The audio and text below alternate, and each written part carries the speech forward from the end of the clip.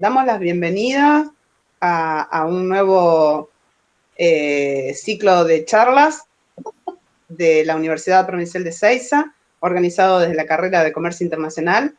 En esta oportunidad vamos a trabajar sobre el tema de Incoterms e intervenciones bancarias, a cargo de Ramiro Casabela y María Eugenia Saliva, ambos profesionales del comercio internacional, licenciados los dos en comercio internacional, profesionales que trabajan hace muchos años en el área y además de toda la capacitación, la docencia, los trabajos individuales que hacen, la profesionalidad que tienen, además de todo eso son docentes de la casa. Así que muchas gracias por esta oportunidad de brindarnos las actualizaciones y todo el conocimiento que ustedes tienen a disposición de los alumnos de la UPE y de los alumnos de toda la comunidad, porque nosotros siempre hemos tenido el acompañamiento de alumnos de distintas universidades, ¿sí? Y creo que hoy algunos todavía nos acompañan, así que muchas gracias, no quiero demorarlos más y ya empezamos con la presentación. A ver si lo podemos ver, ahí lo pueden ver, me avisan por favor. Sí. Muy bien, ahí estaba lo que hablábamos recién, que es el ciclo de internacionalización de pymes, ¿sí? Bueno, los expositores que los mencioné recién, ¿quién les habla? Para quienes no me conocen, mi nombre es Miriam Ardura, soy la coordinadora de la carrera de Comercio Internacional, simplemente como para dar un simple, sencillo, quien no me conoce, ahí ya estamos. Y empezamos con María Eugenia. Adelante, María Eugenia. Bueno, buenas tardes a todos, gracias por participar de la charla y gracias Miriam por convocarnos para estos temas que son de actualidad y que cambian. Hay que estar muy actualizado y hay que estar muy al día con estos temas para poder manejarlos de forma correcta. Miri, te pido pasar la filmina. Muy bien. Brevemente, ¿qué son los Incoterms? ¿Para qué sirven? Bueno, son términos del comercio internacional que nos ayudan a negociar entre las partes. ¿Cuáles son? Las partes exportador e importador, cada uno en sus respectivos países. Entonces, los Incoterms facilitan desde el principio, desde su surgimiento, lo que logran es facilitar esa negociación. Recordemos, somos profesionales que estamos en diferentes países, diferentes culturas, diferentes idiomas y diferentes aspectos que tomamos a veces de una misma palabra. Para un argentino la palabra flete puede incluir ciertos aspectos y para una persona que esté en Singapur otros. Entonces, ¿qué hacen los Incoterms? Estandarizan los contenidos y los conceptos. Para eso los estamos utilizando. Una breve aclaración que está en esta filmina es que ustedes van a ver la B corta, para hacer más breve la presentación. B corta es vendedor, C es comprador, X exportación, M la palabra importación. Así nos es más didáctico ver cada filmina. Miri. Algo que les voy a comentar es que la última versión de los Incoterms arrancó el 1 de enero de este año, con lo cual hubo algunos cambios con respecto a las versiones anteriores, pero siempre con la idea de estar actualizados y que los Incoterms se adapten a la vigencia, a lo que es el comercio internacional y sus diferentes actualizaciones y cómo vamos comerciando diferente año a año, ¿sí? Más comercio electrónico, tratamos de tener menos papeles, vamos más a lo digital, especialmente ahora. Entonces, todo esto se trata de incluir en los Incoterms. Los Incoterms tienen versiones que duran 10 años, así que, bueno, arrancamos ahora en enero de este año y, bueno, más adelante tendremos la actualización cuando corresponda. ¿Para qué sirven los Incoterms? Les dije, para evitar problemas. ¿Cómo evitamos los problemas y los malos entendidos? Aclarando bien desde el principio cuáles son las obligaciones en cuanto a costos y riesgos de cada parte. ¿Dónde mencionamos a los Incoterms? ¿Dónde se mencionan? En los documentos internacionales de la operación que estemos transaccionando con la otra parte. Facturas, documentos de embarque, etc. Como les dije, ¿qué definen? La transferencia de gastos y de riesgos, ¿sí? De gastos, es decir, quién paga qué cosa, y de riesgos, ¿sobre quién recae la responsabilidad de la mercadería? Recordemos que estamos hablando de tránsitos internacionales, en donde tenemos una fábrica quizás en provincia de La Pampa, tenemos que hacer un tránsito interno hasta el puerto o el aeropuerto de Buenos Aires, después tenemos un tránsito internacional, la mercadería llega al país de destino y otro tránsito más en el país de destino. Bueno, ¿quién paga qué gastos? También, ¿dónde se transfiere el riesgo del vendedor al comprador? ¿Qué documentación tenemos que presentar para estar atentos a no equivocarnos y cumplir con nuestra obligación? Y cuándo se entrega la mercadería y cuándo se recibe. Cada una de las partes va a tener su responsabilidad y va a estar marcada por los Incoterms. Eso es lo que nos ayudan a aclarar quién es responsable de qué cosa y a partir de qué momento durante la transacción internacional. Miri. Muy bien. ¿Es obligatorio usar los Incoterms o no? A ver, no es obligatorio, pero es muy recomendable. Y una vez que con el comprador o vendedor nos ponemos de acuerdo y decimos, bueno, ¿qué vamos a utilizar? Vamos a utilizar el Incoterm SIF. Nos ponemos de acuerdo y a partir de ese momento sí, las características y términos del Incoterm pactado son obligatorios de cumplimiento para las partes, ¿sí? Entonces, si yo no elijo usar Incoterms, no estoy obligada a sus características, pero una vez que me obligo y digo, ok, pactemos un Incoterm, a partir de ahí todas las obligaciones las debo cumplir, tanto por ser vendedor, por ser comprador. Los Incoterms no regulan todo el comercio internacional de todas las operaciones, pero ¿qué es lo que sí regulan? Las obligaciones con respecto al vendedor y al comprador de temas como embalaje internacional, quién realiza el despacho de expo y de importación, condiciones de entrega, obligaciones con respecto a la recepción, lo que ya les dije de transferencia de gastos y de riesgos. ¿Qué documentación tengo probatoria del embarque? ¿Qué documentos el exportador tiene que presentar para demostrar que cumplió con sus obligaciones? Miri, y después tenemos otras obligaciones, otras aclaraciones que no están reguladas. ¿Qué es lo que no regulan los Incoterms? Bueno, no regulan si existe o no contrato de compra-venta internacional. Y algo muy importante que no regulan los Incoterms es la propiedad, la transmisión de propiedad. ¿Quién es el dueño de esa mercadería? ¿Dónde figura esto? En el contrato de compra-venta internacional. ¿Sí? Formas de pago tampoco los regulan los Incoterms. Si tenemos conflicto entre las partes, tampoco el Incoterm habla de estos temas, ¿sí? Entonces, los Incoterms están específicamente armados para ciertos puntos claves de la negociación y de la parte operativa, pero no todos. El resto van a través del contrato de compra-venta internacional. Miri. Bien. ¿Cuántos Incoterms tenemos? 11. ¿Cómo se separan? Hay 7 Incoterms que se manejan para cualquier medio de transporte o medios. Es decir, ¿qué tenemos? Lo que es el modo marítimo, aéreo y terrestre. Y después podemos tener una combinación de estos medios, ¿sí? Terrestre marítimo, terrestre aéreo. En ese caso tenemos 7 Incoterms puntuales para utilizar, para elegir. Vamos a elegir según las características de cada Incoterm cuál nos conviene.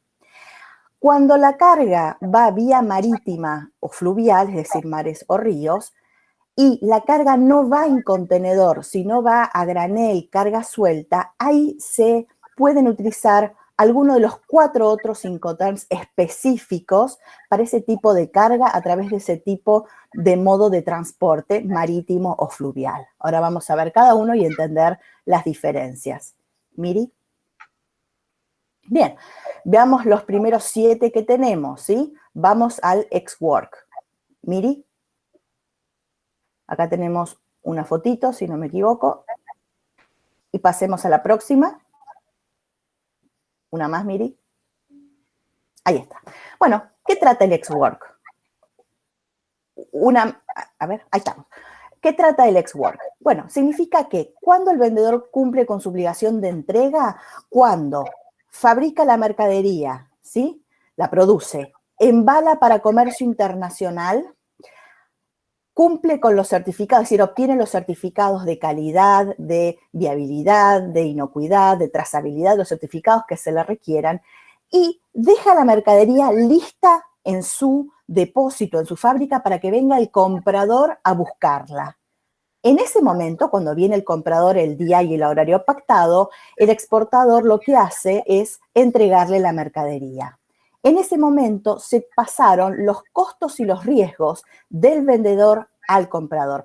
Por eso muchas veces se dice que cuando uno cotiza ex work, para el vendedor es como una venta local, porque produce, obtiene certificados, embala para el transporte internacional, pero no mueve la mercadería de su depósito, la deja ahí. Y ahí es donde viene el comprador a buscarla. Estamos hablando de comercio internacional, así que sabemos que como mínimo vamos a tener 2 despachos, uno de exportación y otro cuando lleguemos al país de destino de importación. El ex-work es el único Incoterm en el cual el vendedor no realiza ni siquiera el despacho de exportación, mucho menos el de impo, pero no realiza ninguno de los 2 despachos, ¿sí? Por eso es una venta local para el exportador, que podríamos decirlo exportador o vendedor en este caso, ¿sí? Acá en la próxima filmina tenemos un dibujito que es un poquito la forma de aclararles. Ven que costos y riesgos, si partiéramos este dibujo a la mitad, sobre la parte izquierda de la pantalla tenemos en azul al vendedor y en su depósito. Vemos que los costos y los riesgos, las flechas azules, llegan hasta el momento de la entrega. Es decir, se transfieren costos y riesgos en el mismo momento, que es cuando se realiza la entrega, que es cuando viene el comprador a nuestro depósito y retira la mercadería. A partir de ahí tenemos las flechas en rojo y las cuestiones de despacho en rojo. Significa que el comprador hace todos los demás trámites y manipuleos de mercadería para llevar la mercadería que compró hasta su depósito en el país de destino, en su país del cual compró. Pasemos al próximo Incoterm. Miri. Free Carrier o franco a bordo. Ya no habíamos dicho que el ex-work era el primer Incoterm, en donde la venta prácticamente es local para el vendedor, pero en este nuevo Incoterm, el Incoterm que sigue, el FCA, Free Carrier, vamos a avanzar un paso más. La venta se va a menos, Miri. La venta... ¿Ahí? Ok, la venta se va a realizar, como vemos en este gráfico, con el camión, la mercadería ya alejada de la fábrica del vendedor. Se ha realizado un tramo local dentro del país y se acordó un lugar de entrega de esta mercadería. Los costos y riesgos se transfieren en este lugar de entrega pactado y recordemos que el FCA es el Incoterm donde ahora sí ya comenzamos a realizar el trámite de exportación por parte del vendedor. Como vemos en el gráfico, los costos y riesgos a partir del lugar de entrega corren por cuenta del comprador importador, a la vez que el trámite de importación cuando la mercadería llegue a destino. CPT, perfecto. ¿Qué tenemos en el CPT? Estamos avanzando. En este caso, el vendedor realiza la entrega y transmite el riesgo cuando pone la mercadería en poder del transportista contratado por él en el lugar convenido en el país de origen. Pero en este caso, o sea, vemos que hay similitud con el anterior. Pero en este caso tenemos que también tener en cuenta que en este Incoterm se le requiere al vendedor la contratación y el pago del transporte internacional, es decir, de este modo de transporte internacional que va a llevar la mercadería desde el país de origen hasta el país de destino, ¿sí? Una aclaración es que cuando la mercadería llegue, si hay que descargarla, esta descarga del medio de transporte internacional no está incluido. Al igual que... Perdón, Euge, que interrumpa. Yo no sé si soy yo, pero se escucha como una interferencia de fondo, Mir. Perdón, porque se escucha como que una interferencia porque se la escucha más o menos a Euge, por eso. Dame un segundo. Si soy yo solo, disculpen, pero me parece que como que seguimos filtrado o algo. Dame un momento que me fijo. Hay un señor, alguien puso en el chat que sí hay una interferencia. Hasta ahora las únicas micrófonos abiertos son tuyos y míos, Ramiro. Sí, yo lo voy a cerrar. Si querés intentamos que quede solo abierto el de Auge, a ver Dale. si puede ser con eso. Gracias. Dale, dale. Muy bien. Avanzo entonces. Díganme, me frenan si no se escucha bien. Con CPT lo que también tenemos es recordar que el exportador también debe realizar el despacho de exportación para así entregar la mercadería ya despachada para el transporte internacional, ¿sí? Avanzamos al dibujito y lo que vamos a ver es el lugar de entrega y de transporte de traspaso de riesgo. Miri, una más. Muy bien. ¿Qué estamos viendo acá? Acá es donde se empiezan a bifurcar ciertos Incoterms, los Incoterms que son letra C. ¿Qué significa? ¿Sí? Como el CPT, que la entrega de riesgos y la entrega de costos no es en el mismo lugar. Como vemos en este gráfico, los costos se transfieren cuando la mercadería llega a destino. ¿Por qué? Porque, bueno, dijimos que el exportador paga el flete internacional. Pero ¿dónde se transfieren los riesgos de esa mercadería?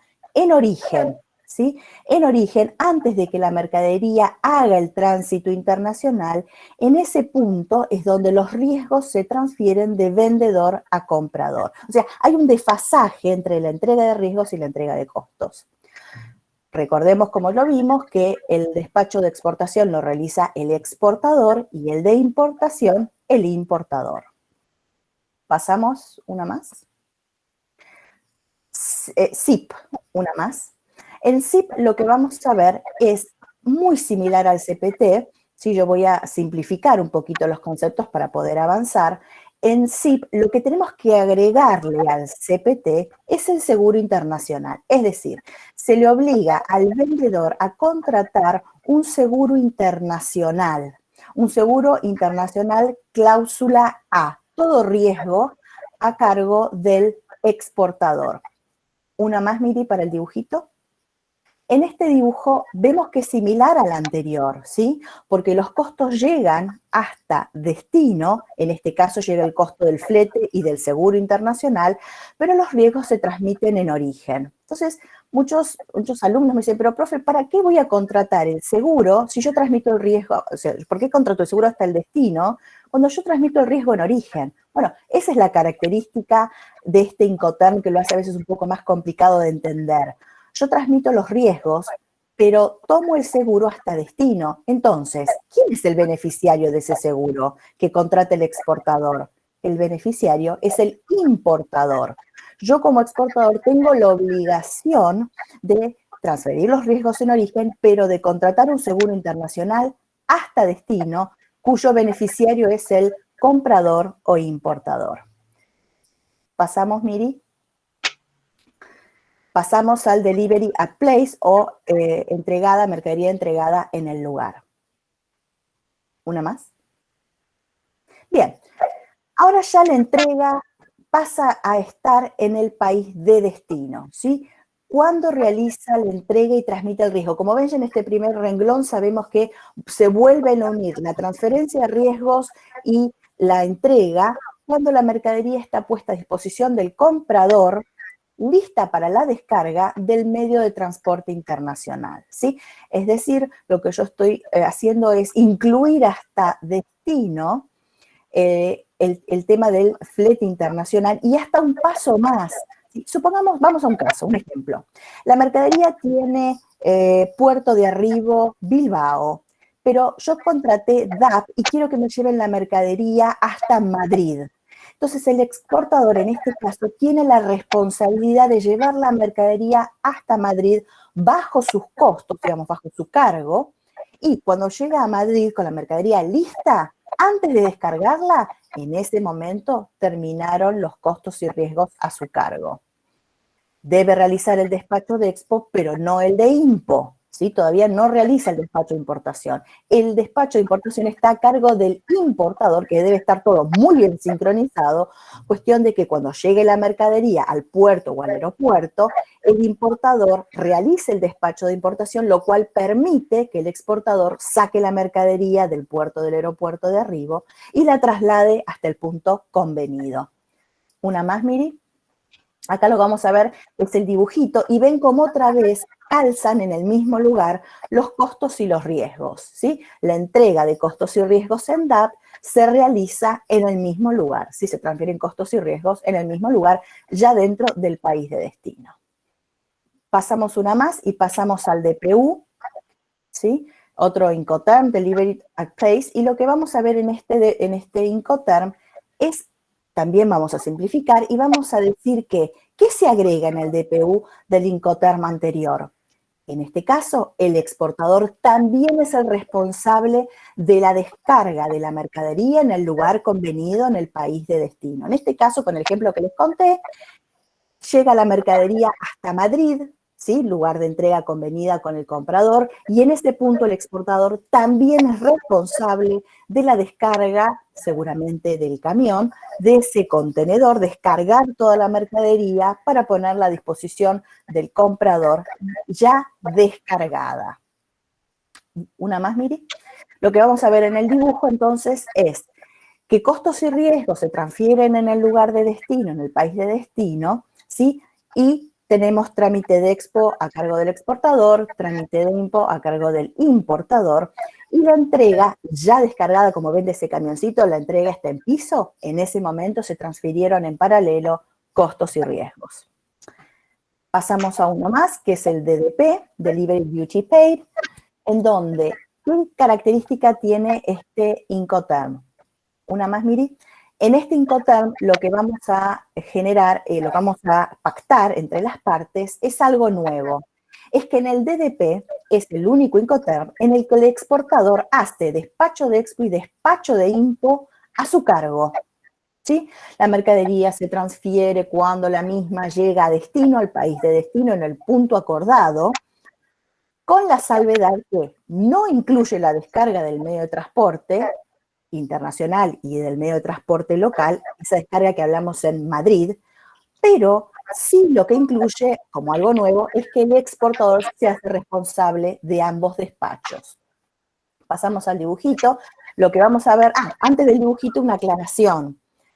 En estos últimos 3 Incoterms, al vendedor no se le exige digamos, que él pague el seguro internacional, pero la práctica profesional, ¿qué nos muestra? Que si yo soy responsable de la mercadería hasta que la misma llegó al punto de destino en el país de importación, yo me voy a cubrir, porque cualquier cosa que ocurra esa mercadería va a pasar a ser mi responsabilidad como exportador. Entonces, yo me quiero cubrir. Entonces, la práctica nos lleva a que incluso en estos Incoterms, donde la teoría de los Incoterms no hace obligatorio la contratación de un seguro por parte del vendedor, el vendedor, como buena práctica, lo va a tomar a su cargo el seguro y de esta forma se va a cubrir que cualquier problema está cubierto por una cobertura internacional de seguro.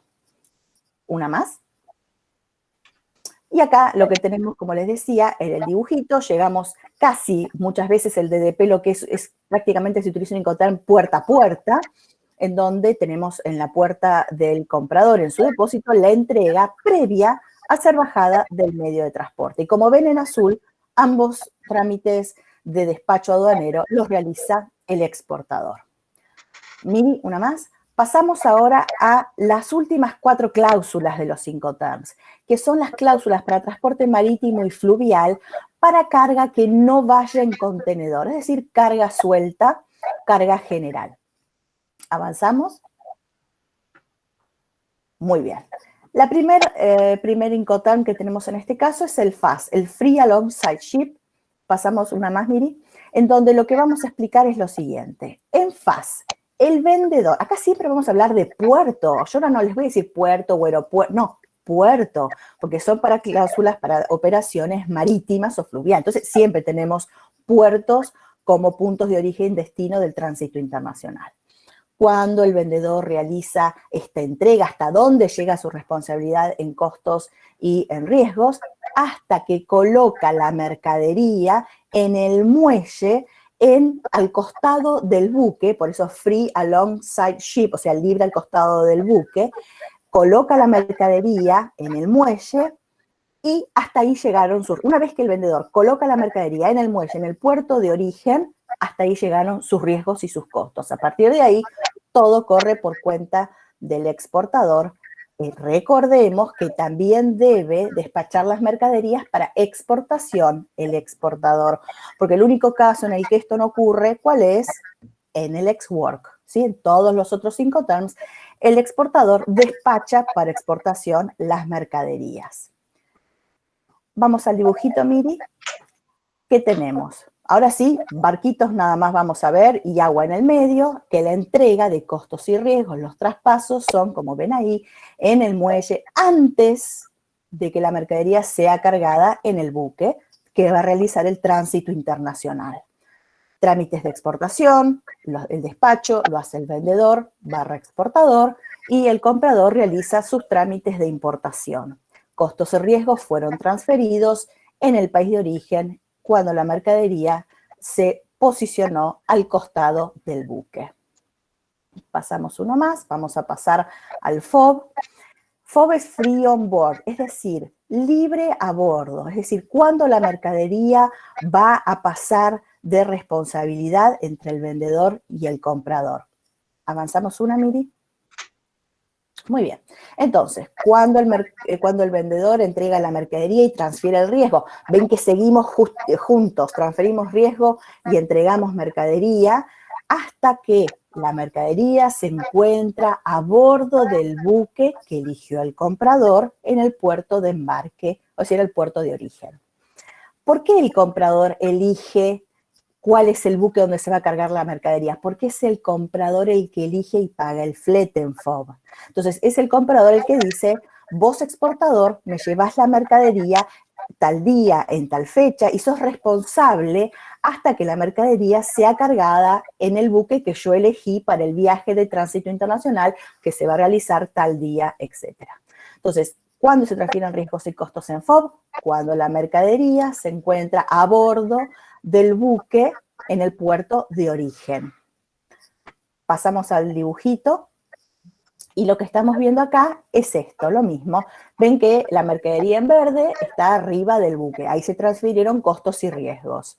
Como veníamos viendo, trámite de expo, el exportador, trámite de impo, el importador. Sí, es bastante fácil de ver en este caso porque seguimos haciendo transferencias de costos y riesgos en el mismo lugar.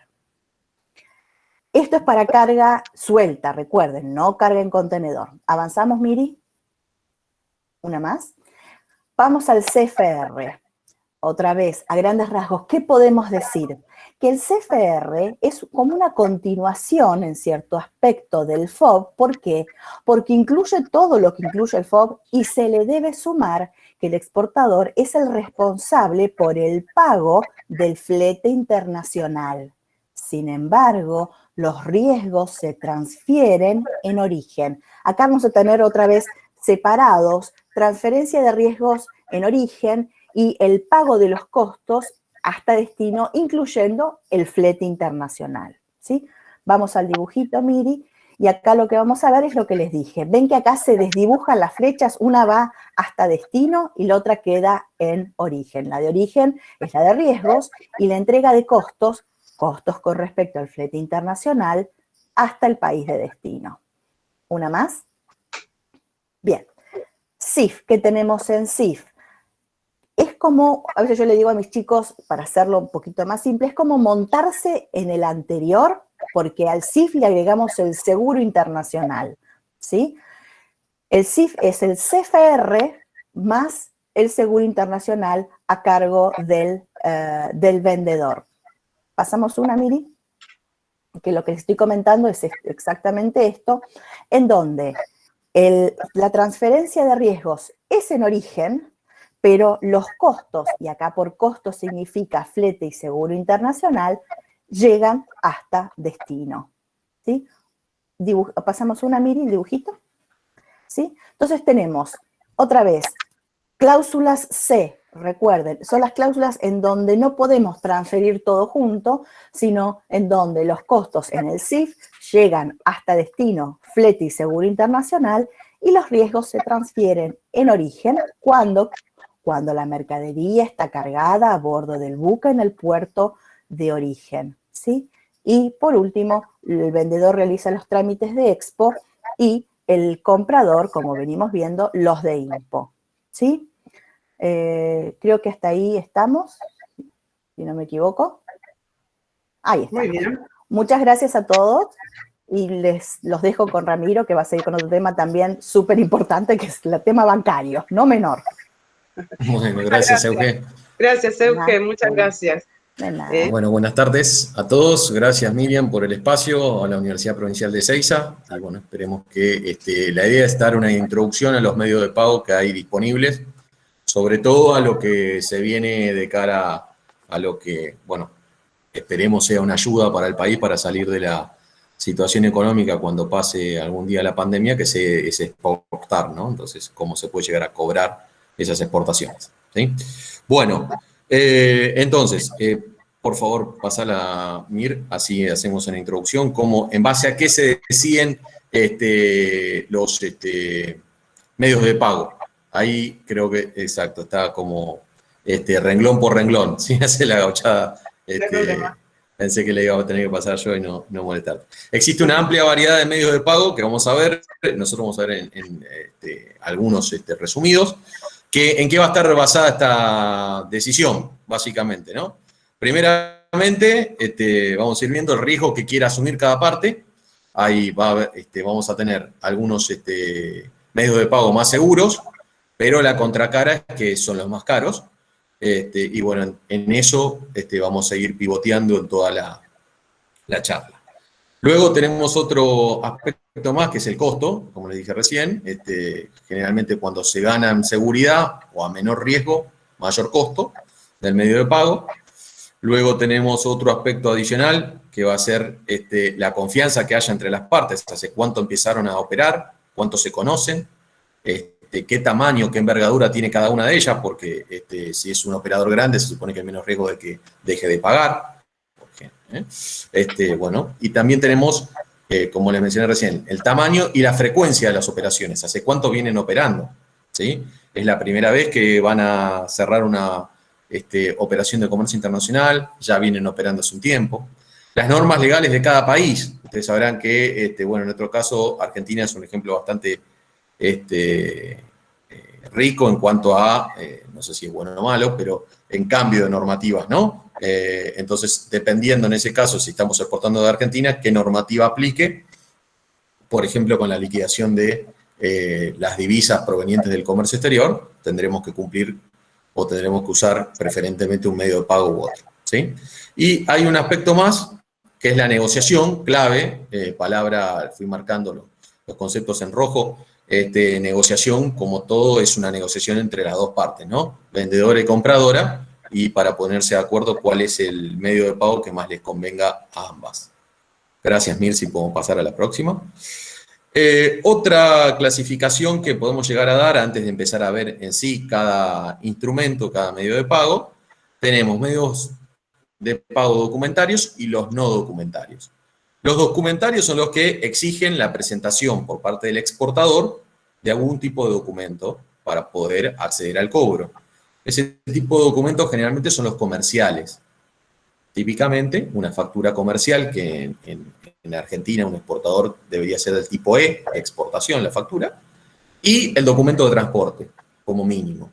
Después se le pueden ir agregando cuestiones. Y los medios no documentarios no exigen esa presentación de documentos. Solamente exigen que esté el visto bueno de quién es el beneficiario, que típicamente en comercio exterior es el exportador que tiene que cobrar su venta. Gracias, Mir, si podemos pasar a la próxima.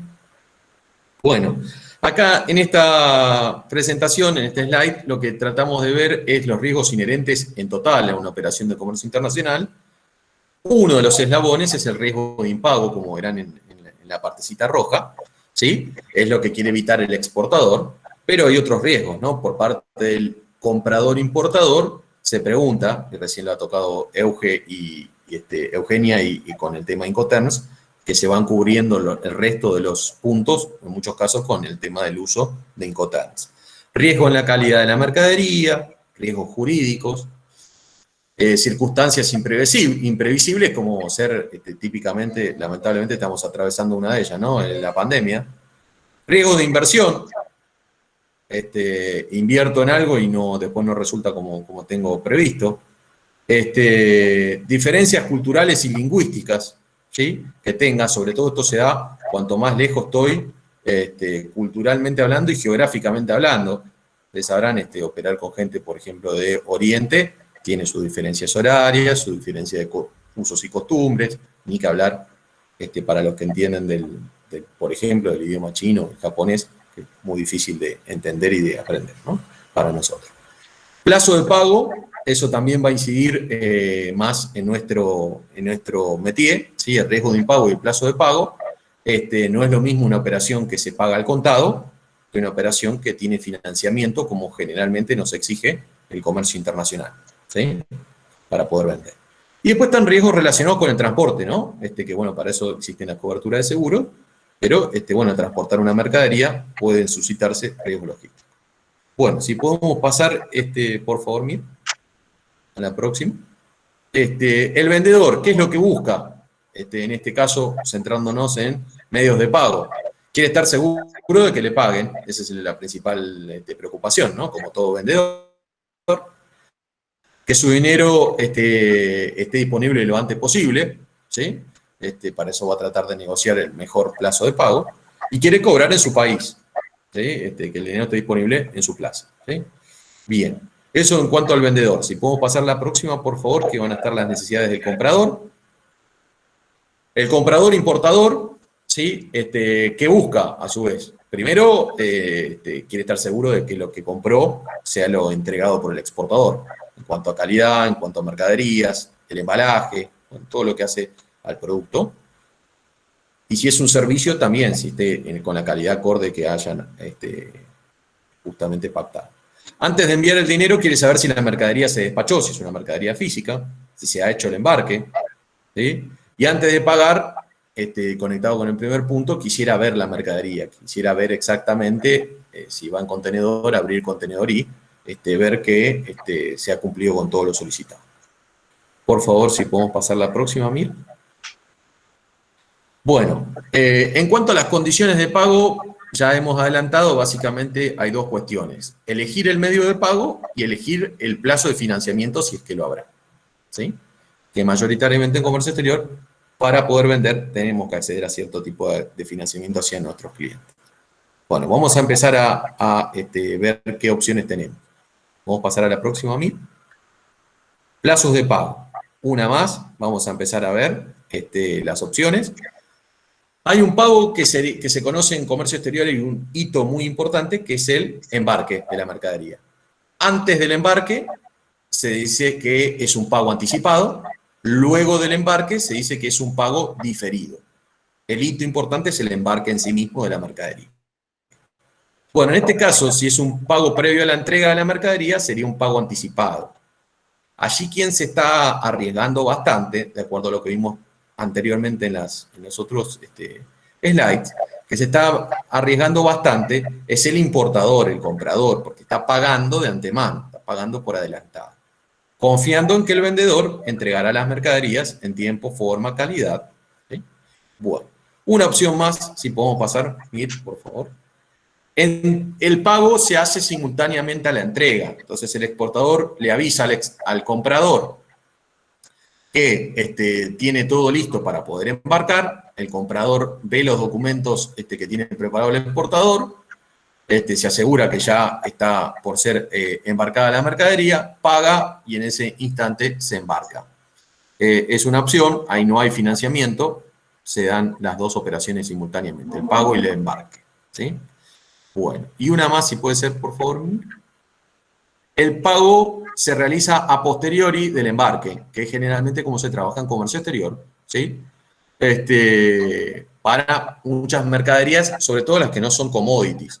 Cuando estamos tratando de commodities, como gran parte de las exportaciones argentinas, grano, por ejemplo, ahí sí se puede negociar un plazo de pago más corto, ¿sí? Porque son commodities y ese tipo de mercadería muchas veces lo exige. Cuando se trata de otros bienes que ya llevan más, por ejemplo, manufacturas, bienes que han sido fabricados, generalmente hay que otorgar, ni que hablar tecnología, bienes tecnológicos, hay que otorgar algún plazo de pago al comprador del exterior. Entonces se realiza primero el embarque y luego el pago va a venir luego de ello, dependiendo qué plazo de pago se negocie, ¿sí? Gracias, Mirci. Podemos pasar a la próxima. Vamos a ir a medios de pago, una más. Vamos a empezar a ver los medios de pago en sí. Acá tenemos un pantallazo general y como medio de pago tenemos tarjetas de crédito. Vamos a empezar por la izquierda. Tarjetas de crédito y cheque. La verdad es que tarjeta de crédito se usa para montos bajos en comercio internacional, muchas veces para los viajes denominados de negocios, cuando una compañía envía su personal, sus empleados, empleadas a otro país por viaje de negocio, por quehaceres que tienen que hacer, una feria comercial, negociaciones, posibles cierres de operaciones comerciales. Generalmente esos gastos de estadía, de comida y demás, se pagan muchas veces con tarjetas de crédito corporativo. Pero son operaciones, ya les digo, limitadas en los montos. Cheques, hoy está bastante en desuso, ¿sí? O sea, se está utilizando cada vez menos, aunque la aparición de el cheque en su versión digital, su versión electrónica, empieza a vigorizarlo un poco más. Bueno, nuestro país, igual con el tema del impuesto al cheque, fue un medio de pago que está un poco castigado, ¿sí? O que perdió ventajas respecto a los demás. Igualmente, en comercio internacional existen algunas variantes, como el ser el cheque bancario, cheque personal, y son generalmente también para montos chicos, montos bajos. Ya ahora empezamos a ver, vamos a ir con medios de pago un poco más complejos o los que manejan las operaciones más grandes. El primero que vamos a citar es órdenes de pago, también se utiliza como sinónimo giro o transferencia, vamos a ver ahora un poquito la diferenciación. Este medio de pago me quiero detener porque es gran parte del motor cuando ustedes escuchan que se mueve un capital de un lugar a otro en el planeta Tierra, generalmente el vínculo más utilizado es este. Cuando se dice que, bueno, un país se pone contento que entraron capitales, nos ponemos contentos y decimos, bueno, ¿cómo llegó el dinero? Generalmente llega con giro o transferencia. Cuando lamentablemente se va, también se va con giro o transferencia, ¿sí? Mueve muchísimo dinero y bueno, ahora lo vamos a ampliar en cuanto a su concepción. Luego tenemos, ya en la columna de la derecha, tenemos cobranzas y cobranzas documentarias. Vamos a ver que es un intermedio entre giro o transferencia y el próximo medio de pago. En un ratito vamos a explicar por qué me refiero a un intermedio, pero en cuanto a riesgos y costos, por ahora adelantamos eso.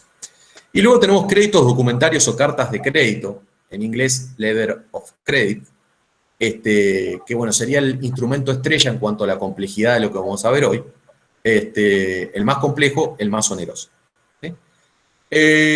Abajo puse criptomonedas. En realidad las criptomonedas son un desafío a futuro, no se sabe qué ocurrirá. Ustedes sabrán que las criptomonedas van un poco en contra del sistema establecido de bancos centrales y de emisión de moneda típico. Entonces, bueno, es una incógnita de qué pasará justamente con el uso de criptomonedas. Se ha hecho por ahora para pagar operaciones, algunas operaciones de comercio exterior piloto, por ejemplo, una entre Argentina y Paraguay, un operador de Argentina y otro de Paraguay, pero de poco monto, ¿sí? Si podemos pasar al próximo, por favor, Mir. Muchas gracias. Este es un gráfico para tratar de reafirmar lo que habíamos dicho recién. Tienen en el eje vertical seguridad de cobro para el exportador y en el eje horizontal el costo de la operación. Y resumimos un poco la filmina anterior y trabajamos con tres opciones: transferencia o giro bancario, cobranza documentaria y carta de crédito. Bueno, ustedes verán que a mayor, ¿cuál es el medio más complejo? La carta de crédito. Es el más costoso, pero es el más seguro para el cobro por parte del exportador. ¿Sí? En la cobranza documentaria estamos en un intermedio. No es tan caro como la carta de crédito, pero es un poco más caro o más oneroso que la transferencia o giro internacional. La seguridad es intermedia. Y la transferencia internacional brinda poca seguridad de cobro, pero es muy barata. Bien. En cuanto al eje que está en la parte superior, confianza, cuando hay poca confianza entre las partes, no se conocen mucho, no han operado, tal vez son las primeras operaciones, se recomienda utilizar carta de crédito. Cuando ya hay mucho más confianza entre las partes, se recomienda usar transferencias o giros internacionales. Bien, si podemos pasar a la próxima, por favor, Mir. Bueno, transferencia o giro internacional. Básicamente, ¿qué tenemos? Remisión de fondos que un ordenante, el comprador, en comercio internacional, el importador, efectúa a favor de un beneficiario, ¿sí? Que es el exportador, mediante canales bancarios, ¿sí? Es económica, es rápida, no otorga ningún tipo de seguridad a las partes. En general, por eso se recomienda que se utilice con mucha confianza. Y ustedes habrán dicho, también nombró orden de pago acá. Bueno, ¿qué diferencia hay? Transferencia o giro es cuando el importador está enviando el dinero, está girándolo desde su plaza, desde su país. Y la orden de pago es cuando el exportador recibe ese dinero enviado por el importador en su país. Es la misma operación vista desde un país o de otro, desde una posición o de otra.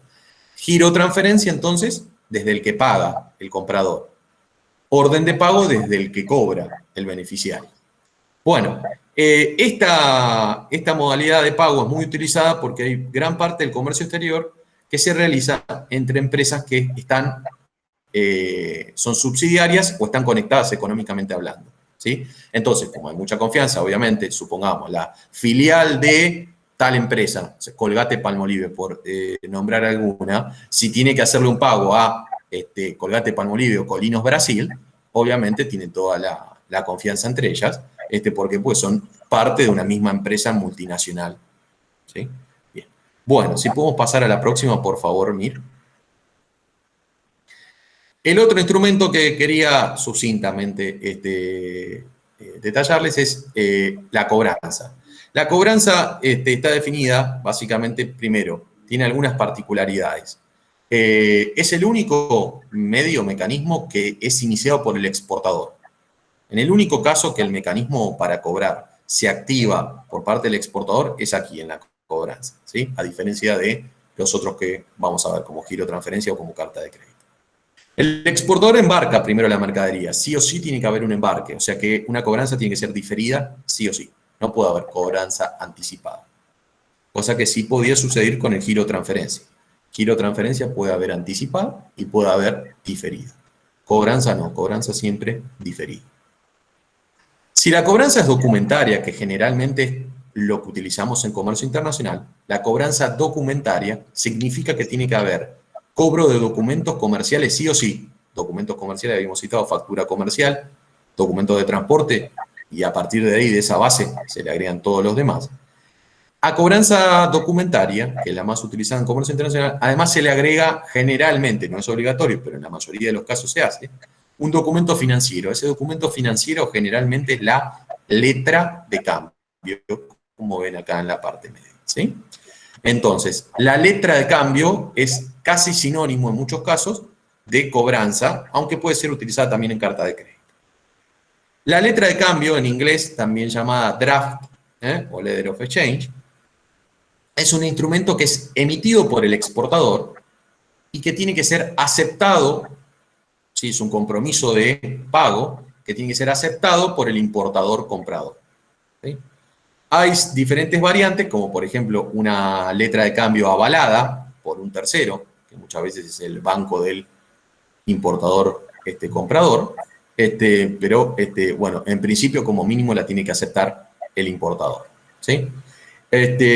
La cobranza está regida por, recién Euge utilizó los Incoterms, que son emitidos, hago esta introducción porque son emitidos por la misma cámara, la Cámara de Comercio Internacional, ¿sí? En inglés, ICC, International Chamber of Commerce, bueno, CCI en español, castellano, y la brochure, la regla que tiene todas las normas para cobranzas, es la 522, ¿sí? Bueno, a grosso modo, es un intermedio entonces en cuanto a costos y en cuanto a seguridades entre carta de crédito y giro transferencia. Si podemos pasar a la próxima, por favor, Mir. Carta de crédito. Carta de crédito, también denominado crédito documentario, o en inglés letter of credit, ¿sí? Básicamente está definido, en este caso, vuelve a iniciar el circuito tal como sucedió en giro transferencia el importador, y básicamente lo que cambia es que quien emite la carta de crédito es un banco, que se denomina banco emisor de la carta de crédito, ¿sí? Ese banco emisor se compromete al pago, cosa que no sucede en los otros medios de pago. O sea que el exportador en este medio de pago, en carta de crédito, tiene al menos dos deudores. El importador, por el contrato de compraventa internacional, y el banco emisor, por la carta de crédito, ¿sí? Bueno, ¿qué ventajas tiene, básicamente, ese compromiso adicional? Bueno, para el exportador, no es lo mismo que solamente me deba el importador, que me deba el importador y un banco. Cuanto más grande sea ese banco, obviamente más certeza que voy a cobrar. Entonces, nombra ventajas, intervención de bancos, ¿sí? Que asumen su responsabilidad por el pago. Y acá habla de, citamos otra ventaja más, que habla de eliminación de riesgo país. ¿Se puede evitar el riesgo país? ¿En qué sentido? Que hay una versión de la carta de crédito que es una carta de crédito confirmada. Puede ser confirmada. ¿Qué quiere decir una carta de crédito confirmada? Que además del compromiso del banco emisor de pagar la deuda contraída por el importador, hay un banco confirmador, que es un banco adicional al banco emisor, que justamente agrega su compromiso de pago. Por lo tanto, en el caso de una carta de crédito confirmada, el exportador cuenta con tres deudores. El importador, por la operación de compraventa internacional, el banco emisor y el banco confirmador. El banco confirmador puede llegar a estar en la plaza misma del banco exportador. Por eso se habla de que se puede llegar a evitar el riesgo país, ¿no? El riesgo país del importador, del comprador. Bueno, obviamente cada uno de los intervinientes en este tipo de circuitos agrega costos, ¿sí? Si es una carta de crédito confirmada es más cara que una carta de crédito común, ¿sí? Bueno, la desventaja principal de este crédito, de este medio de pago, es su alto costo, porque los bancos al agregar su compromiso, imagínense que tienen mayores riesgos, por lo tanto las comisiones son más caras. Generalmente se dice que sus comisiones son prohibitivas para operaciones de menos de $30.000 estadounidenses, ¿sí? Bueno, obviamente que las comisiones que se cobran dependen de la negociación que tenga el operador de comercio exterior con su banco, ¿sí? Y eso dependerá de cuán importantes somos como clientes, es el operador como cliente de ese banco, cuán interesado está ese banco en captar ese cliente, cuántas operaciones tenga a diario ese banco de ese tipo, cosa de que si son pocas, tal vez el costo se eleve en general bastante, ¿sí? La brochure que rige la carta de crédito es la 600, ¿sí? Así como para cobranza estaba la 522, aquí está la brochure 600, ¿sí? Para carta de crédito. También emitida por la Cámara de Comercio Internacional, generalmente utilizada por los bancos, si bien no es obligatorio, generalmente todos los bancos la utilizan porque es una, como los Incoterms, son reglas muy importantes y muy prácticas, ¿sí? Una cuestión que no hice hincapié, aprovecho, es que el exportador, para poder tener derecho a cobrar con carta de crédito, debe cumplir a rajatabla con todo lo solicitado por la carta de crédito. Lo cual se recomienda que ser muy puntilloso, excesivamente puntilloso. Si yo soy exportador y voy a cobrar mi exportación con una carta de crédito, debo leer al detalle con mayúscula, muy, muy resaltado, ¿sí? Cada punto que me va a solicitar, porque en cuanto no pueda cumplir algo, seguramente los bancos cuando revisen la documentación van a detectar algo que se denomina discrepancia o diferencia. Y ahí surgen problemas porque hay que ir a negociar con el importador si me la perdona o no me la perdona, que básicamente técnicamente se llama levantar esas diferencias o discrepancias. Entonces, hay que ser muy puntilloso con cada cosa que se pide porque el banco no revisa, bueno, como de 10 puntos cumplió con 8, está bien. No. Pidió 10 cosas, las 10 cosas tienen que estar perfectas para que el exportador se haga tenga el derecho de reclamar el pago a través de la carta de crédito. ¿Sí? Bien, si podemos pasar a la próxima, Mir. Bueno, ¿hay alguna novedad respecto a esto? Porque hay gente que tal vez ya vio medios de pago, ya los conocía. Tal vez la novedad en este tema, un poco así como en Incoterm, estamos con una novedad muy nueva como fue como en la versión 2020. Bueno, en este caso, la novedad en medio de pagos es el BPO o BPO, Bank Payment Obligation. Básicamente, ¿qué es? Es lo mismo que una carta de crédito. Lo que pasa es que ese control documentario no se realiza manualmente por una persona en el banco. Lo que entrega el exportador lo controla, contra lo solicitado por la carta de crédito, lo controla un software, una máquina. Ese software básicamente tiene las siglas TMA, Transaction Machine Application. ¿Sí? ¿Qué hace? El exportador, ante una Bank Payment Obligation, tiene que entregar todo en formato digital, ¿sí? Y el macheo, el control de si todo lo entregado por el exportador cumple exactamente con lo solicitado por el importador comprador, lo hace entonces, en lugar de una persona, un software, una máquina. ¿Sí? Bien. Si podemos, esta máquina, este software, cumple con un estándar internacional, que en ese caso es la ISO 20022. ¿Sí? Bueno, si podemos pasar a la próxima, Mir, por favor. Básicamente, ¿qué diferencias hay entre un pago en BPO, en Bank Payment Obligation, y una carta de crédito tradicional? Carta de crédito, ahí verán en el título, L/C es Letter of Credit, generalmente internacionalmente se la conoce, se la abrevia de esa manera.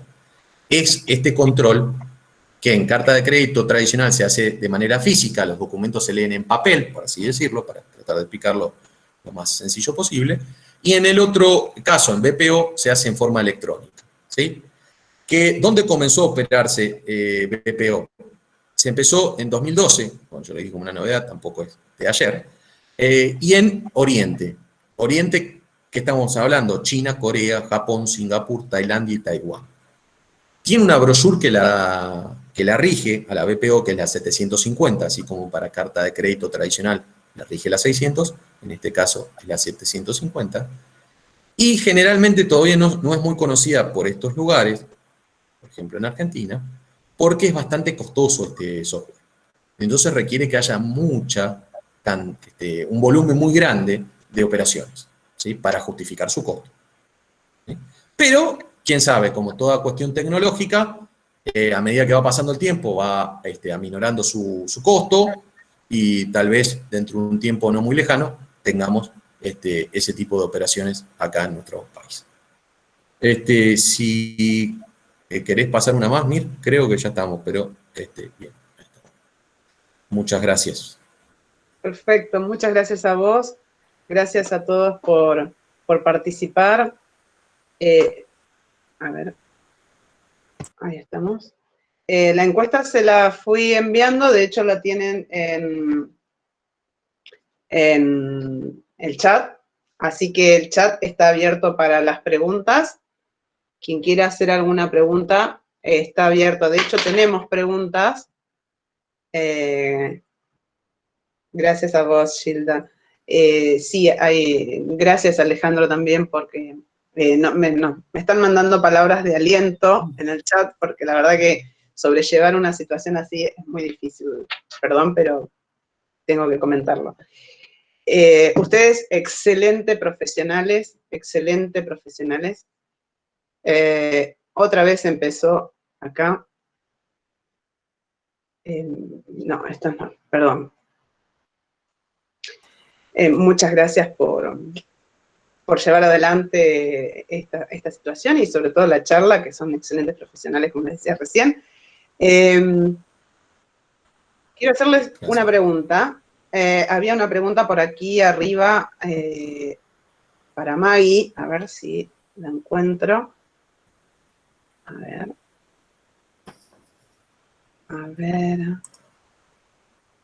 Una pregunta para Maggie. Okay. Y otra para Ramiro. Quieren esperar hasta el final. Bueno, Mónica Ábalos, cuando quieras hacer la pregunta, podés hacerlo. Acá tengo otra pregunta. Porque viste que siempre me llegan preguntas de todos lados. ¿Por qué para las cargas en contenedor se utiliza FCA y no FOB? ¿Por qué para las cargas en contenedor se utiliza FCA y no FOB? Ok, vamos a tratar de explicar la diferencia entre FOB y FCA. Básicamente, donde la mercadería es entregada es en lugares distintos. Entonces, yo cuando llevo un contenedor al puerto, ¿sí?, no lo voy a dejar ni al costado del buque en el muelle, como sería un FAS, ni automáticamente lo voy a poder subir al buque, porque lo voy a dejar en la playa de contenedores donde se acumulan todos los contenedores hasta el momento en que viene el buque y la operatoria comienza para la carga. Entonces, habría un desfasaje entre el momento de entrega y el momento de carga o de puesta de la mercadería a costado del buque. Entonces, por eso se determina, para evitar cualquier tipo de problemas, se dice, bueno, si la carga va suelta o la carga va a granel, en donde el granel lo que hace es cargar directamente en la bodega del buque de forma generalizada, homogénea, porque esa mercadería a granel, es decir, granos de la Argentina, commodities que exportamos tanto, no tiene una diferenciación entre uno y otro grano, es todo homogéneo. Entonces, en esos casos, utilizamos estos 4 Incoterms, según a dónde queremos llegar con la responsabilidad, el FAS, el FOB, el CFR o el CIF, y por eso diferenciamos entre la carga contenerizada, utilizaríamos un FCA, un CPT, y si la carga viene directamente suelta o a granel, utilizamos estos Incoterms que son específicos para ese tipo de carga, para ese modo de transporte. ¿Sí? Por ahí la diferencia. Excelente. Por otro lado, otra pregunta. ¿Cuáles podrían ser los requisitos que piden los bancos para las cartas de crédito? Bien, para cartas de crédito generalmente primero tengo que operar con el banco, porque cuando me abre una carta de crédito, a su cliente es como otorgarle un crédito. Es una forma justamente de prestarle dinero. Si bien no es un préstamo como tal cual lo conocemos, el típico, digamos, ¿no? Pero ¿qué se va a fijar su banco? Primero tengo que operar con él y que yo tenga línea de crédito disponible o margen de crédito.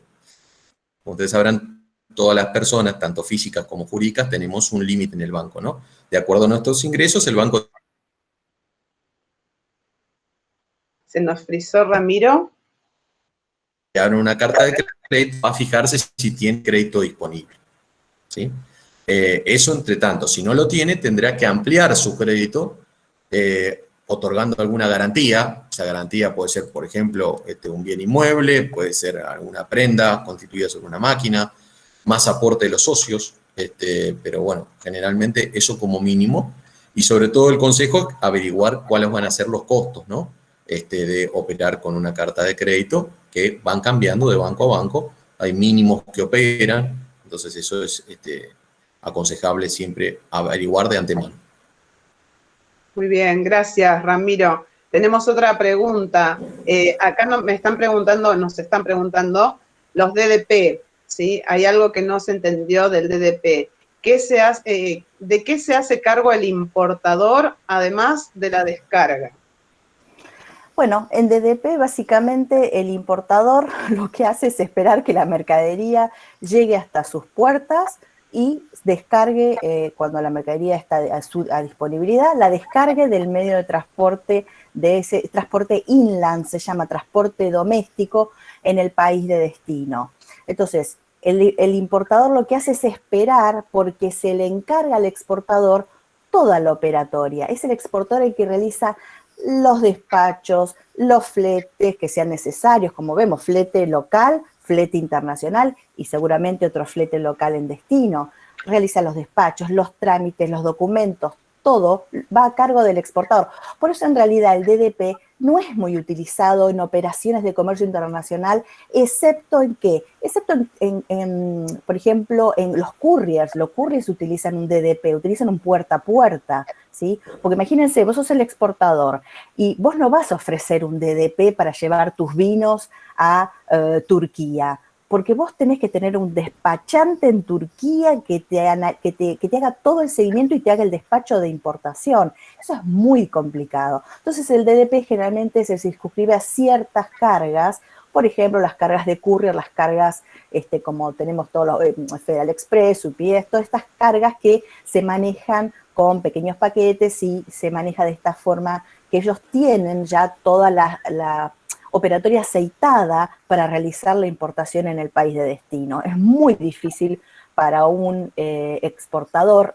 utilizar este Incoterm. ¿Existe? Sí, claro. ¿Se puede utilizar? Sí, por supuesto, pero asegurarse antes de que uno realmente puede cotizar y llevar a cabo un DDP como exportador. Muchas gracias, Maggie. Hay infinidad de preguntas, y quiero destacar una que me está haciendo un participante que es de Colombia, así que muchas gracias por estar, gracias por acompañarnos, creo que has estado también en otras charlas y bueno, disculpas por el evento de hoy. Y una de las preguntas que nos hace este participante dice, ¿pueden hacerse cambios mínimos en un término Incoterms en un contrato de compraventa entre dos partes? A ver, si entendí la pregunta. O sea que una vez que se pacta cambiar el Incoterm o cambiar los términos del Incoterm. Sí, hacer cambios mínimos en un término de Incoterms.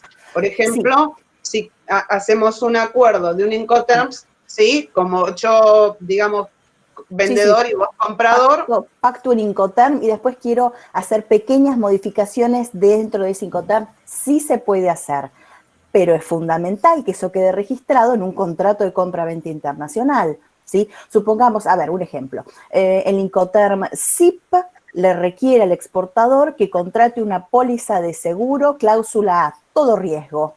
Pero por alguna razón el comprador no está interesado en todo riesgo. Dice, no, mira, vos toma el seguro, pero tomame una cláusula C, que es la mínima cobertura, ¿sí? Porque eso ¿qué va a hacer? Va a hacer que baje el costo, el costeo y va a bajar la cotización del exportador. Entonces, ¿se mantiene el Incoterm? Sí. ¿Se pactó algo distinto entre las partes dentro de ese Incoterm? Sí. ¿Es válido? Sí, mientras esté aclarado en el contrato de compra-venta internacional.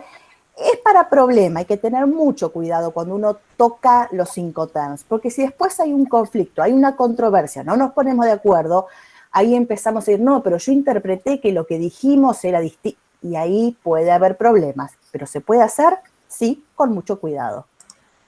Gracias, Maggie.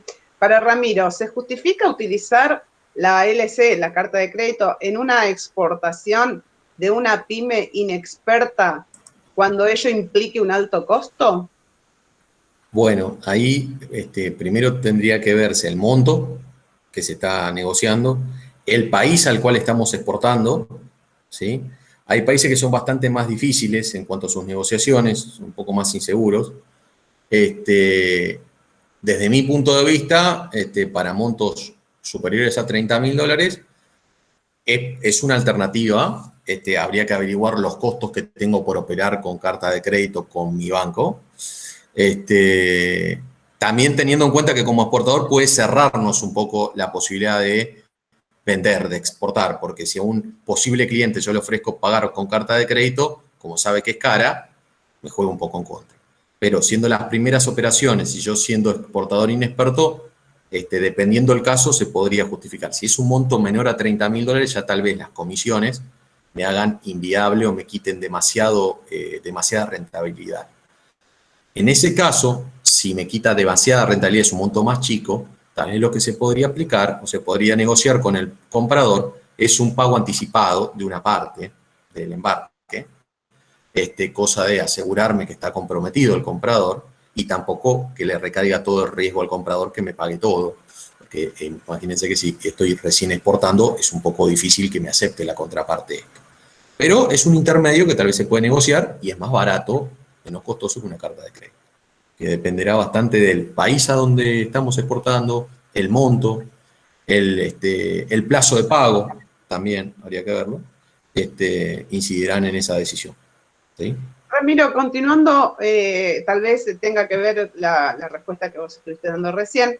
Me preguntan, o nos preguntan qué medio de pago se le aconseja a un importador inexperto que compra por primera vez en China y le piden pago anticipado.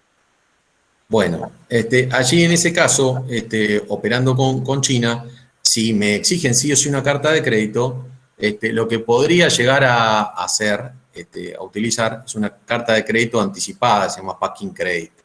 Digamos, ¿no? Yo estoy comprando, es lo que entiendo de la pregunta, estoy en la posición de comprador, y entonces una de las opciones es algo que se llama packing credit o crédito de financiación.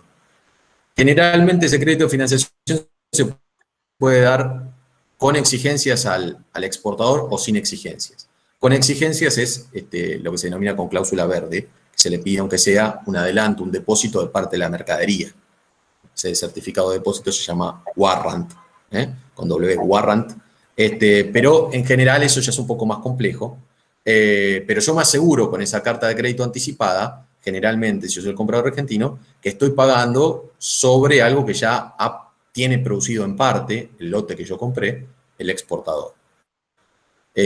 Yo, ¿qué arma puedo llegar a tener? Porque dijimos que la carta de crédito es comercialmente hablando, ¿no? Además, es onerosa. Tal vez negociar con el proveedor, con el exportador chino, y decir, bueno, yo te anticipo fondos, ¿vos qué beneficio me das?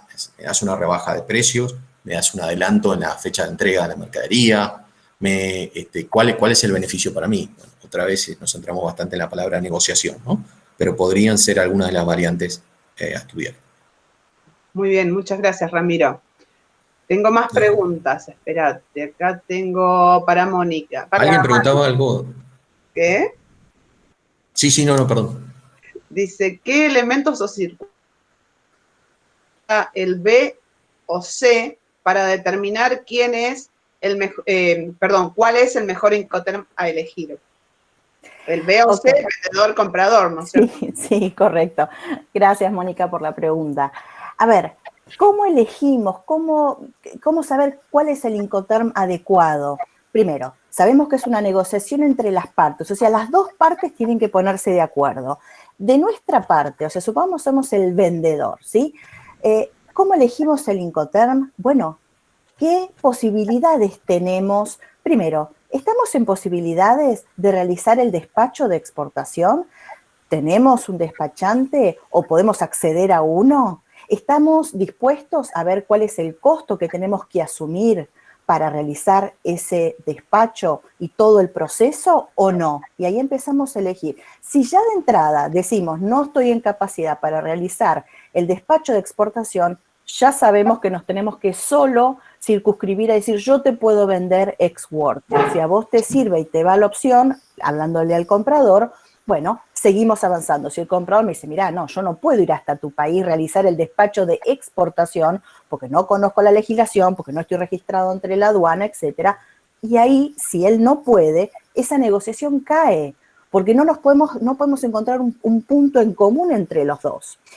Vamos a avanzar. Supongamos que decimos, sí, yo estoy de acuerdo, yo puedo hacer el despacho de exportación, puedo llevar la mercadería hasta el puerto de origen, pero no estoy en capacidad financiera, típico de las pymes, no estoy en capacidad financiera para pagar el flete internacional, para pagar el seguro internacional, es decir, yo adelanto esos fondos, porque hasta que me pague el comprador pasa tiempo. Entonces, ahí ya pasamos por una cuestión no solo de capacidad de trabajo, sino una capacidad financiera. Muchas pymes no pueden vender, que sería lo ideal, que vendamos más DAP, DPU, a ver, poquito más poner la mercadería más cerca del comprador, porque lo ideal es cuando uno quiere vender, ¿sí? Entonces decimos, bueno, ¿hasta dónde me puedo acercar al comprador? ¿Qué tan fácil se la puedo hacer?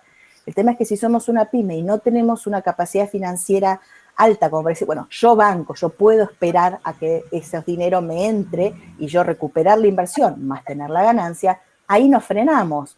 Pues decimos, si no puedo, entonces ahí yo le digo, y eso pasa mucho en las empresas argentinas, sobre todo en las pymes, mira, yo te puedo colocar la mercadería, te podemos hacer un FOB, podemos hacer un CPT, un FCA, pero no puedo realizar ese pago adelantado, ese pago de flete internacional, que es uno de los costos más onerosos de la transacción. Entonces, depende qué tenemos. Lo mismo del lado del comprador. El comprador, ¿de qué se puede hacer cargo? ¿El comprador necesita que le lleven la mercadería hasta su depósito o puede acercarse hasta el puerto de destino, o sea, su puerto en su país y decir, bueno, yo hago el despacho de importación, yo traslado la mercadería dentro de mi país?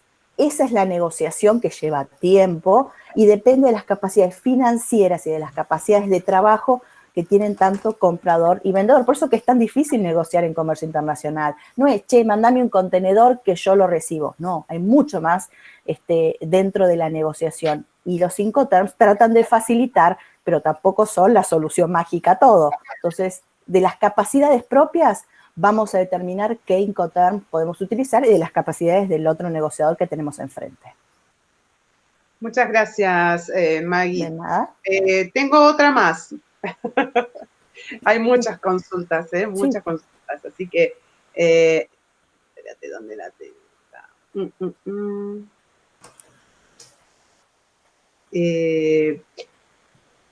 Creo que la respondiste. ¿Con el tema de las pymes? Que sí. ¿Qué sugerencia le darías a un exportador argentino para que a la hora de operar por primera vez en COMEX, y qué Incoterm debería usar una pyme inexperta? Bien. Pyme inexperta en comercio internacional, yo sé que todo cuesta mucho dinero, pero lo primero que hay que hacer es buscar un profesional de comercio exterior, ¿sí? Yo sé que las consultas o las consultorías requiere de cierta inversión. Si no invertimos, no podemos salir al mercado externo. Entonces, soy una pyme, quiero llegar a ese mundo que es fantástico, de recibir dólares por mis productos. Bueno, hay que hacer una inversión inicial. Y la primera inversión es consultar a un profesional de comercio internacional. Ese profesional nos va a hacer el análisis de nuestra situación. Él nos va a ayudar a ver si estamos en capacidad, nos va a hacer consultas financieras, consultas de capacidad de trabajo. Otro tema, comercio internacional, no nos piden en general, bueno, mándame 10 cajas de vino, yo sigo el tema del vino, o 10 cajas de botellas de aceite. No, nos piden un contenedor para probar y después nos piden 5. Yo puedo hacer ese paso y llegar a producir esa cantidad que me puede requerir el comprador. Es típico que pase eso, que uno se enganche, hace todo el esfuerzo, logra la primera venta. Cuando el producto es bueno, el comprador le gusta, lo puede posicionar y lo puede vender en su mercado, te llama y te dice, bueno, ok, ¿para cuándo me tenés 4 contenedores más? No, yo no tengo esa capacidad productiva. Y entonces hicimos todo y no logramos la exportación continua. Entonces, el profesional va a guiar y va a decir, empezá por acá, primero países cercanos, o sea, países limítrofes es lo ideal, y misma cultura, mismo idioma, leyes similares. Entonces, de a poquito va a ser el profesional quien nos guíe para elegir el mercado de destino, el comprador, encontrar ese nexo y poder negociar y avanzar, ¿sí? No es que uno dice, le vendo a China. No, venderle a China no es de un día a otro, son años de negociación y años de ver si uno puede, meses, ver si puedo cumplir con la exigencia del comprador, porque si no, no tiene sentido la inversión que hago para salir al mercado internacional. Gracias, Maggie. Para Ramiro, ¿qué condiciones debería darse para el uso de las criptomonedas en las operaciones de comercio internacional? Bueno, perfecto. Desde mi punto de vista, hoy por hoy, un poco mencioné, las criptomonedas aparecen como desafiando el sistema, el status quo de los bancos centrales. A los bancos centrales no les gusta porque pierde el poder de justamente emitir la moneda. Lo tiene otro ese poder. Entonces cambiaría, en gran parte yo le veo dos falencias. Primero esa y la segunda el tema impositivo, ¿no? Porque con criptomonedas se hace muy difícil rastrear el tema de a quién le cobro o quién pagó qué. Entonces, hoy por hoy yo lo veo ceñido a operaciones piloto de montos chicos.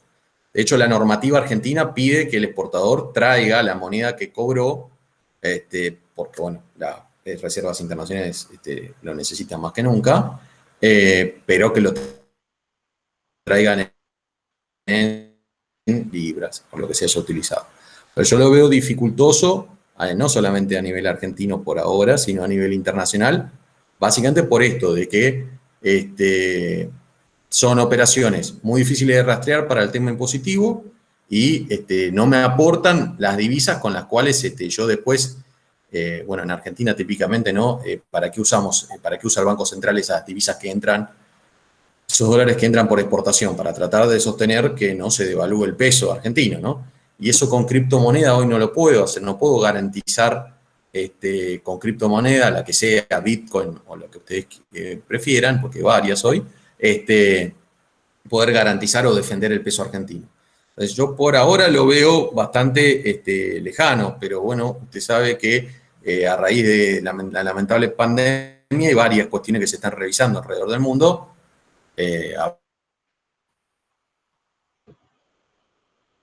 Se cortó. Son los Se bancos cortó, centrales principales.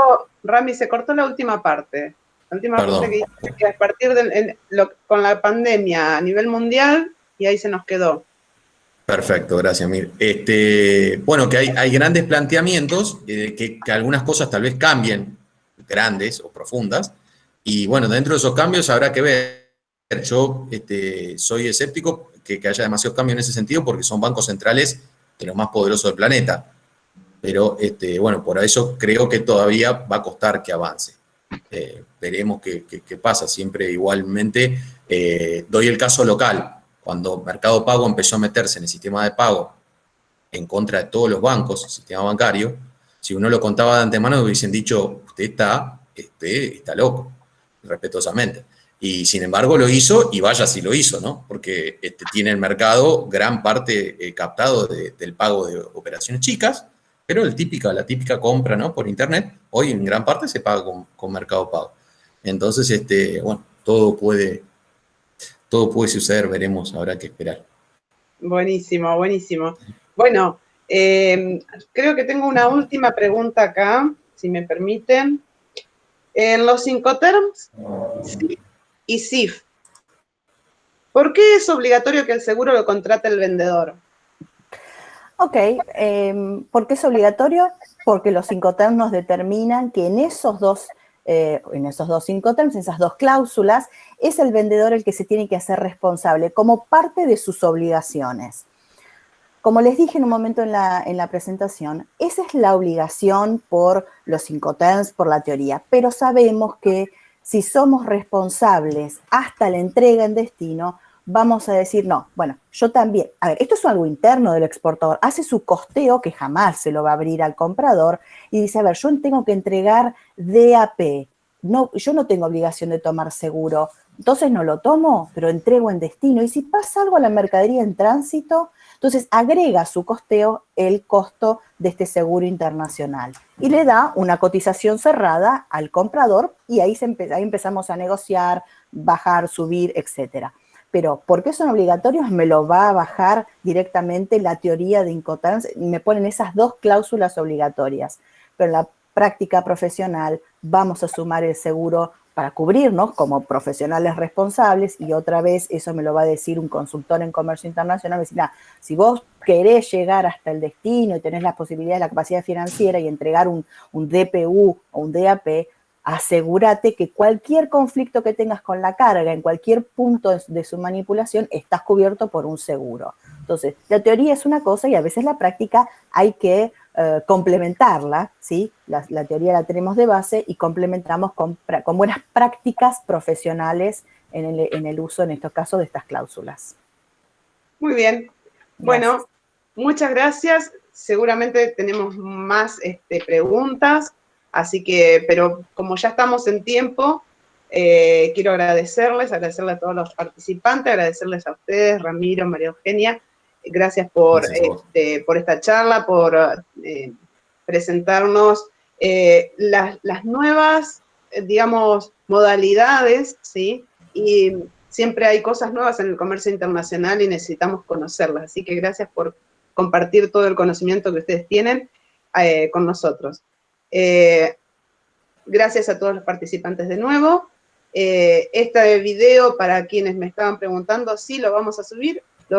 Se va a editar, por supuesto, como todos los videos, y se va a subir a nuestro canal de YouTube de la carrera, ¿sí? Así pueden consultarlos. De hecho, es un material muy valioso, sobre todo para los alumnos que están próximos a rendir examen. porque efectivamente es digamos, un material actualizado de todo lo que tenga que ver con el comercio internacional, ¿sí? Así que, bueno, muchas gracias por estar. Bueno, les había puesto una filmina que la última charla se va a dar la semana que viene para completar el ciclo de charlas que estamos haciendo desde la carrera de Comercio Internacional, desde la Universidad Provincial de Seiza. Así que, de nuevo, muchas gracias y nos estamos viendo pronto. Chao, chao. Gracias, Nidia, a vos por invitarnos. Gracias a todos por participar. Sí, muchas gracias. Hasta luego, buenas tardes. Nos vemos, hasta luego.